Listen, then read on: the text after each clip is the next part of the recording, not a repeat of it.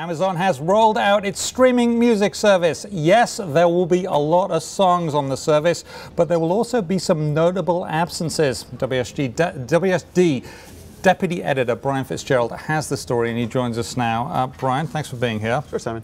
So this you get this if you're a Prime member. I'm a Prime member. I don't know I'll be using this, but it's designed to make things sticky for members of Prime. I think that's about right. You know, the easy thing to say here is that Amazon is entering a crowded field that has Spotify and Pandora and Apple Beats, but I don't think that's what's really going on here. They're not looking to compete with Spotify. They can't with what they're offering here, right? So as we've noted, is they're going to be missing music from some big players like Universal. Universal has Maroon 5. Which includes, just so people might not know, the publisher includes Maroon 5, Eminem, and Mr. Boom.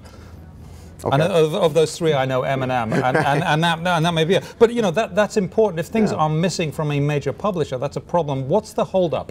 Right. Well, it's going to be about licensing, right? So Amazon, like anybody else, they're going to have to go and pay licensing fees for the music. So with Warner and Sony, they're allowed to run their music, but it's got to be 6 months old, and that just comes down to money.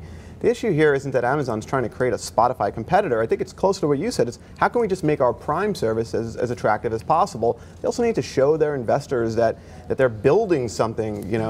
Why are their profit margins so thin? What are they doing with their money? That they're building stuff out. So it's designed to make Prime stickier. They've been building up that Prime service for a while.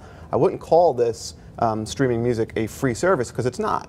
No, you are actually paying for Prime members. It's incremental. Now, it is interesting that Amazon also is in other conflicts with book publishers too, and that's been causing an issue. And this is a tension. Yeah. Do we just expect that in business there to be a bit of tension all the time, so that? Oh, sure. I mean, with Amazon, this is a company that's just trying to be a part of your everyday life, and that's a lot of different businesses and a lot of different industries, and they're going to have great success in some and not as great in others, and have to deal, on the business ground with companies, and you're seeing that books, movies, music, etc. Okay, and how important is the Prime service to Amazon? I know we've had studies out about how people like free shipping when they buy something. Well, how do you like it, Simon? Well, I like it, but I don't actually like any of the ancillary services. I like the book buying business, and which is what their core business was. I know that that's a fraction of it now, but I like that because I like to go and get a book and get it there in a couple of days, and I pay for the book only. Sure. Well, I'd say two things. They had great success in Prime just being about getting 2-day shipping, and for the majority of their people, that's going to be enough. But it's about giving a little bit of something for everybody, and that's what they're that's what Prime is about. Okay, great stuff. As always, Brian Fitzgerald, WSJD Deputy Editor. Thank you very much, sir.